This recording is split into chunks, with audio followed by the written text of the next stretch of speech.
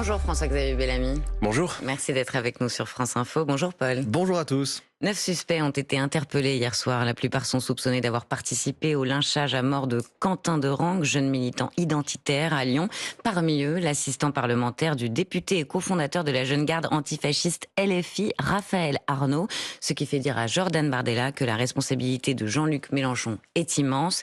Il l'accuse d'avoir ouvert les portes de l'Assemblée à des meurtriers présumés. Ce sont des accusations graves. Est-ce que vous les reprenez ? Mais ce sont des faits. C'est un fait aujourd'hui qu'un collaborateur parlementaire est impliqué dans une affaire de meurtre.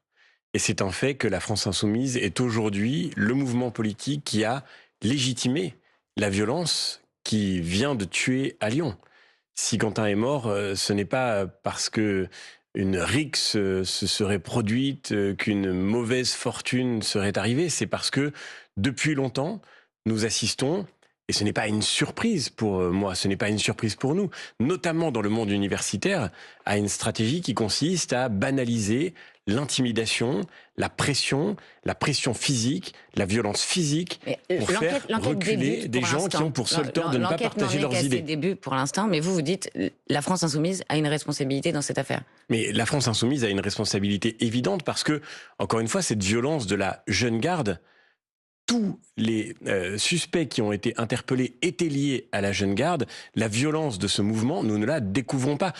Bruno Retailleau, ministre de l'Intérieur, a fait dissoudre la jeune garde. C'est bien que depuis longtemps, cette organisation se rendait coupable d'une violence qui supposait qu'elle soit interdite et qui, il y a quelques jours encore, s'élevait contre cette dissolution de la jeune garde. C'est la France Insoumise, par la voie d'un communiqué officiel sur le site de son groupe parlementaire. Donc, il n'y a pas d'incertitude, il n'y a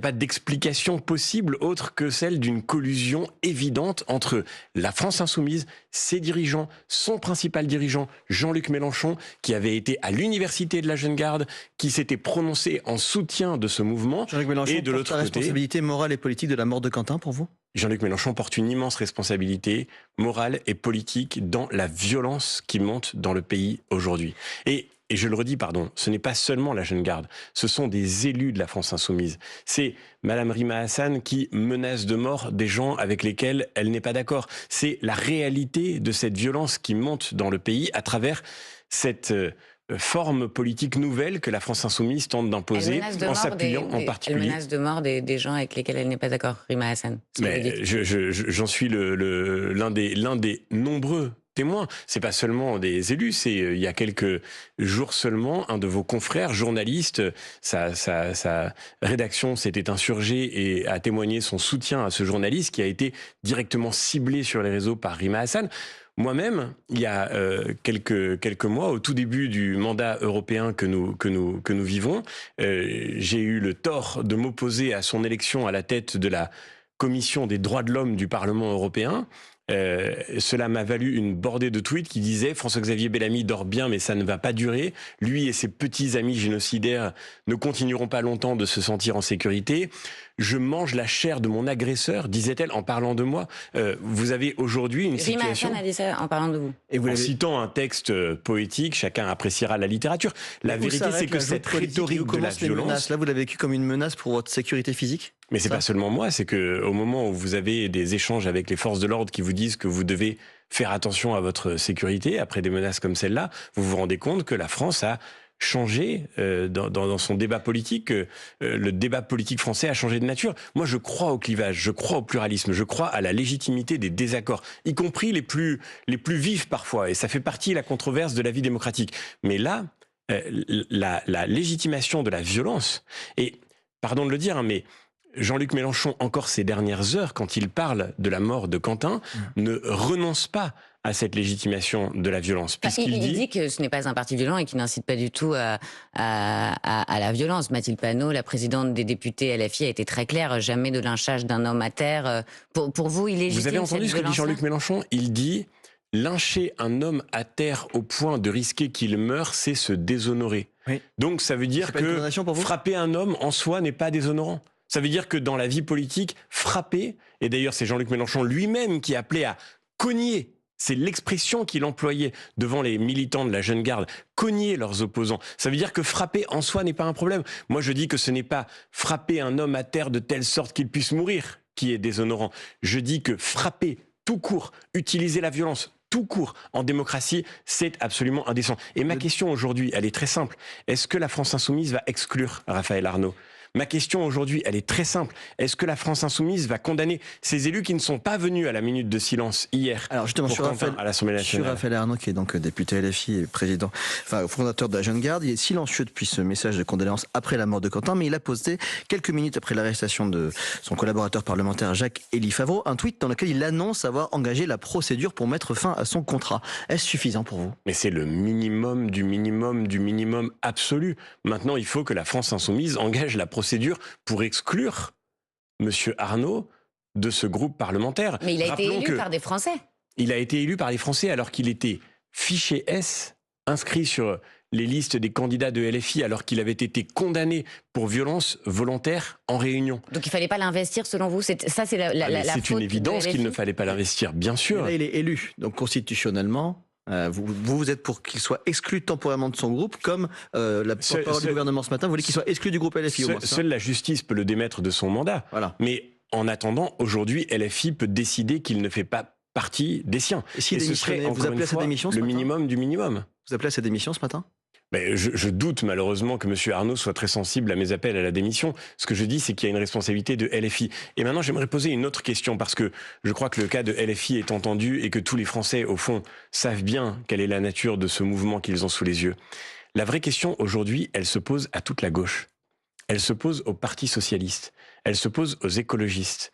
Pourquoi n'entend-on pas les socialistes dire leur condamnation absolue de ces méthodes de la France Insoumise? Vous trouvez qu'il y a un silence coupable à gauche des alliés ou des anciens alliés de la France Insoumise? Mais il y a un silence absolument assourdissant.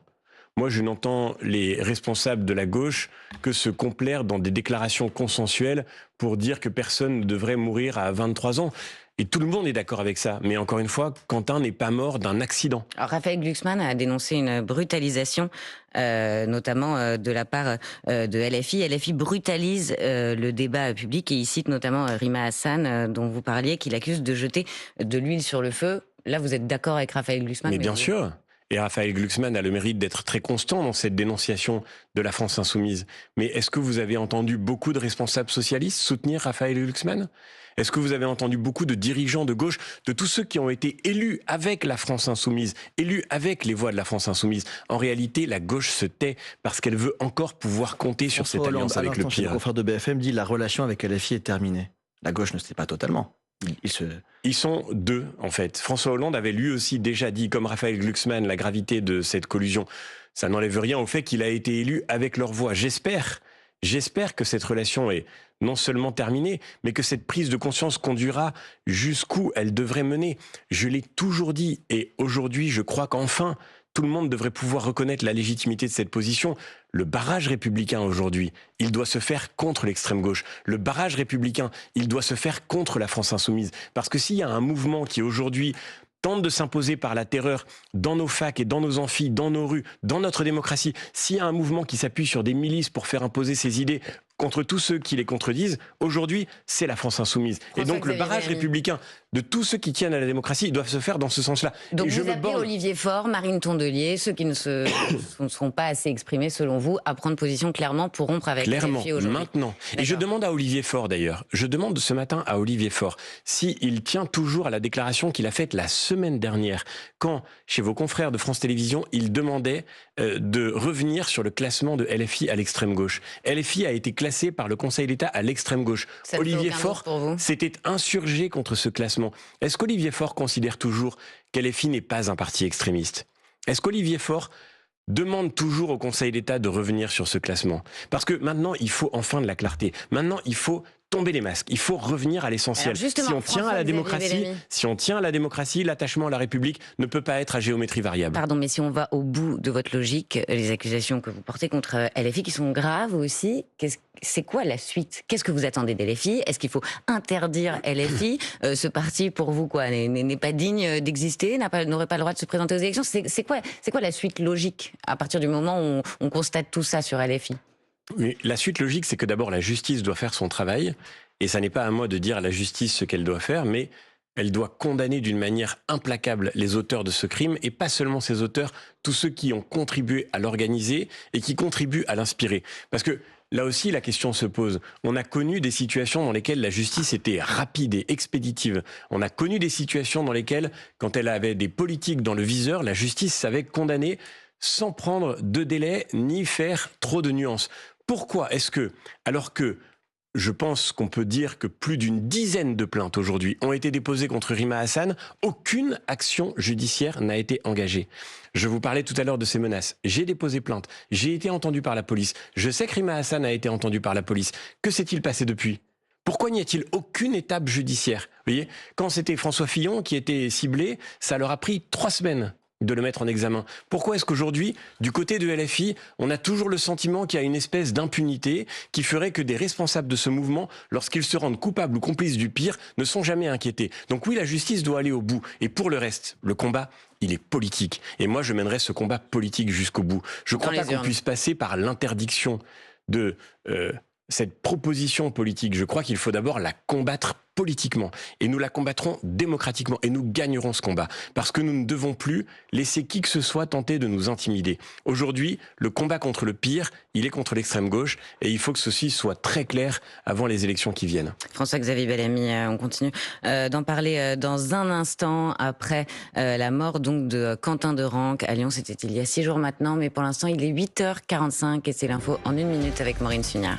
L'eau devrait atteindre 6,4 mètres à Saintes, des niveaux historiques dignes des crues de 82 ou 94, alerte le préfet de Charente-Maritime. Le département est en vigilance rouge aux crues comme le Maine-et-Loire, le Lot-et-Garonne et la Gironde. 9 autres départements sont en orange. Le député de la France Insoumise, Raphaël Arnaud, affirme mettre fin au contrat de son assistant parlementaire Jacques-Élie Favreau, puisqu'il vient d'être arrêté par la police. 9 personnes interpellées au total après la mort de Quentin de Ranc à Lyon. Le militant identitaire a été roué de coups. Sur France Info, l'ex-député de la France Insoumise, désormais écologiste, Alexis Corbière, accuse Jean-Luc Mélenchon d'exalter une ligne radicale. Les échanges ont été très tendus hier, selon la délégation russe, des pourparlers entre Américains, Ukrainiens et Russes pour négocier la fin de la guerre en Ukraine. Mais ces discussions vont bien se poursuivre aujourd'hui. L'émissaire américain Steve Witkoff assure qu'il y a déjà eu des progrès significatifs. Mais Kiev affirme ce matin que l'Ukraine a été visée par des tirs de missiles et de drones russes pendant la nuit. Un mois de jeûne, de prière, de partage pour les musulmans. C'est le début du Ramadan aujourd'hui. Et chose très exceptionnelle, c'est aussi le début du carême pour les chrétiens. France Info. Le 8-30 France Info. Agathe Landray, Paul Larouturou. Avec François-Xavier Bellamy, député européen, vice-président du parti Les Républicains aussi. Cette affaire a des conséquences dans les universités, Paul. Oui, les meetings politiques vont être interdits dans les facs en cas de risque. La décision reviendra évidemment au président des universités. C'est l'annoncière du ministre de l'Enseignement supérieur. Vous, monsieur Bellamy, qui êtes professeur de philo, vous avez une grande habitude des débats dans les amphis. Est-ce que c'est souhaitable, cette interdiction ? Mais en fait, aujourd'hui, soyons clairs, le principal problème, c'est que l'extrême gauche a décidé de monopoliser le monde universitaire et de le monopoliser, y compris par la violence. Vous avez aujourd'hui des invitations dans le monde académique à géométrie variable. Madame Hassan a porte ouverte partout dans les amphis du pays. C'est inexact. Les universités de Lille, de Paris-Dauphine, de Strasbourg ont tenté d'interdire. Il y avait aussi en novembre 2024 le Conseil d'État qui avait justifié la décision de Sciences Po Paris d'interdire une conférence de Rima Hassan. Donc elle n'a pas totalement porte ouverte. La vérité, c'est que c'est l'indication du nombre d'invitations qu'elle recevait partout en France. Beaucoup d'élus de droite sont invités par des associations, et ça m'est arrivé moi-même d'être invité dans des universités et de devoir, par exemple, intervenir en dehors de l'université parce que le risque est trop grand de voir des blocages ou des oppositions. Vous voulez dire que les universités françaises sont quoi, noyautées par l'extrême gauche ? C'est ça que vous êtes en train de dire ? Mais de l'intérieur, et encore une fois, je le redis, pour nous, ça n'est pas une découverte. La violence de la jeune garde, la violence des milices de la France Insoumise, ce n'est pas une découverte. Pendant la campagne européenne, j'avais été à Sciences Po Paris pour aller sur le terrain, et je m'étais trouvé d'ailleurs face à Louis Boyard, au milieu de militants, parfois violents, qui exigeait le blocage de Sciences Po Paris parce qu'il défendait le combat contre Gaza qui n'a, je crois, rien à voir avec l'activité universitaire en France. Et la vérité de cette histoire, c'est que c'est aussi dans le monde universitaire, par cette violence, que se propage le pire. Et notamment l'antisémitisme. Quand des étudiantes, parce que leur nom avait une consonance juive, ont été exclues d'un amphi à Sciences Po Paris, c'était par les mêmes personnes, par les mêmes individus, par les mêmes milices. Juste, LFI dénonce notamment un deux poids deux mesures entre les violences d'extrême gauche et les violences d'extrême droite. LFI qui cite notamment l'ancien joueur de rugby Federico Aramburu qui avait été assassiné par des militants du GUD en 2022. Est-ce qu'il y a un deux poids, deux mesures aujourd'hui dans l'indignation ? Moi, une chose qui me fascine absolument, c'est d'entendre aujourd'hui la France Insoumise se présenter comme victime. Sérieusement, Monsieur Mélenchon explique que maintenant il faudrait dissoudre l'organisation Némésis qui nous menace. Il ne faut pas dissoudre, selon vous, ce collectif d'ultra-droite, Némésis, enfin ce collectif identitaire ? Mais en fait, il y a une grande différence entre le collectif Némésis et la Jeune Garde. C'est que d'un côté, vous avez des jeunes femmes qui viennent avec des pancartes et des slogans, et de l'autre côté, vous avez des militants violents qui sont là pour agresser, pour frapper, pour lyncher. Ils avaient un service Pour avoir fait beaucoup de reportages, notamment voir. avec le collectif Némésis, pour avoir fait beaucoup de reportages autour du collectif Némésis, n'y a-t-il pas aussi, selon vous, des militants d'extrême droite ultra-violents ? Alors, moi, je me contente de regarder les faits. Je ne parle pas de Lyon, hein. Mais regardons les faits à Lyon. Est-ce que la violence d'extrême droite existe Qui a été aussi frappé à Lyon ? C'est pas seulement Quentin. Ce sont des jeunes femmes qui venaient simplement protester devant la venue de Rima Hassan. Vous pouvez, j'imagine, être en désaccord avec leurs idées, si vous voulez. C'est pas le problème. Le problème, c'est que elles viennent avec des panneaux, elles viennent avec des slogans, elles viennent protester pacifiquement pour dire leur opposition. Mais là, vous parlez de Némésis, François-Xavier Bellamy. Moi, je vous parle en général de la violence des groupes d'ultra-droite. Vous voyez bien qu'il faut être deux pour se battre. Et à Lyon, on assiste régulièrement à des affrontements entre des groupes d'extrême droite d'un côté, d'extrême gauche de l'autre. Vous appelez LFI à faire le ménage. Est-ce que vous appelez aussi le Rassemblement national aussi à rompre officiellement avec tous ces groupuscules qui ont pu parfois rôder autour Je crois que personne ne pourra contester que aujourd'hui il n'y a aucun lien organisationnel, il n'y a aucune proximité. Enfin, je suis un opposant politique de Marine Le Pen, ça ne m'oblige pas à rentrer dans des mensonges aberrants. Marine Le Pen a été, y compris dans son propre camp, critiquée pour avoir précisément coupé les liens avec toute une On n'a pas le temps de refaire violente. toute l'histoire du GUD, mais Okay. pour revenir sur l'interdiction des meetings politiques dans les facs. La vérité, c'est que quand vous avez comme dans le cas de Federico Aramburu, des gens d'extrême droite qui sont violents et qui tuent, la condamnation est unanime. Et donc il n'y a pas eu un silence à tout. Je condamne, moi le premier. Quand vous avez la mort de Quentin il y a quelques jours, le moins qu'on puisse dire, c'est que la condamnation est à minima ambivalente, en particulier chez la France Insoumise. Et c'est ça qui est extrêmement grave. En une formule, monsieur le philosophe, avant tous les autres thèmes d'actualité dont on veut vous parler, sur le fond de cette interdiction dans les facs, quand le syndicat étudiant UNEF demande le retrait de cette circulaire répressive en rappelant que le droit à l'information, à l'expression et à la réunion des étudiants est garanti par la loi. Qu'est-ce que vous répondez sur le fond ? Mais sur le fond, je le redis, le but, ça me paraît un peu hypocrite en fait de considérer que le problème c'est l'expression politique dans les universités. Le problème c'est la mainmise de l'extrême gauche dans les universités. Et c'est ça qu'il faut affronter enfin. Et c'est ça qu'il faut affronter enfin avec courage. Parce que pardon, c'est pas seulement la question de l'organisation des meetings, mais quand des professeurs d'université sont empêchés de continuer à exercer, on pense à Fabrice Balanche à Lyon par exemple, précisément parce qu'ils ont le tort d'avoir déplu par leurs cours, par leur enseignement à des militants d'extrême gauche pour qui certains cours sont désormais ou devraient être interdits, eh bien là, pour le coup, on est devant un problème absolument majeur et c'est à cela que la communauté universitaire tout entière devrait répondre avec détermination. François-Xavier Bellamy, l'affaire Epstein n'en finit plus aux États-Unis. La maire de Los Angeles réclame la démission du président du comité d'organisation des prochains Jeux Olympiques qui a échangé des emails salaces avec Epstein. Et chez nous, la procureure de Paris, Laure Bécaud, était invitée ce matin de France Info. Elle annonce l'ouverture de 2 enquêtes cadres. J'ai décidé bien d'ouvrir de ce qu'on va qualifier d'enquête cadre. Tout ce qui sont des infractions à connotation sexuelle, auxquelles on associe évidemment une qualification qui est celle de la traite des êtres humains en bande organisée, et puis une seconde enquête cadre qui concerne tout ce qui pourrait avoir un aspect économique et financier Quel regard vous portez sur cette affaire qui a des répercussions en France? Mais enfin, c'est une nouvelle absolument nécessaire qui est annoncée ce matin par Laure Becchio. Nous avions absolument besoin, au regard des éléments qui viennent d'être publiés et mis dans le débat public, nous avions absolument besoin que la justice puisse se saisir du volet français de cette affaire. Jusque-là, la seule information judiciaire était ouverte pour fraude fiscale contre Jack Lang. Évidemment, le sujet est important, mais il dépasse de très loin la question fiscale. Parce que la procureure a expliqué sur France Info qu'après le suicide d'Evry Epstein en 2019, ils n'avaient pas encore matière et ils ont eu besoin des 3 millions de documents pour ouvrir ces 2 enquêtes cadres. En tous les cas, c'était nécessaire que cette enquête soit ouverte parce que nous voyons bien qu'aujourd'hui, le soupçon est immense.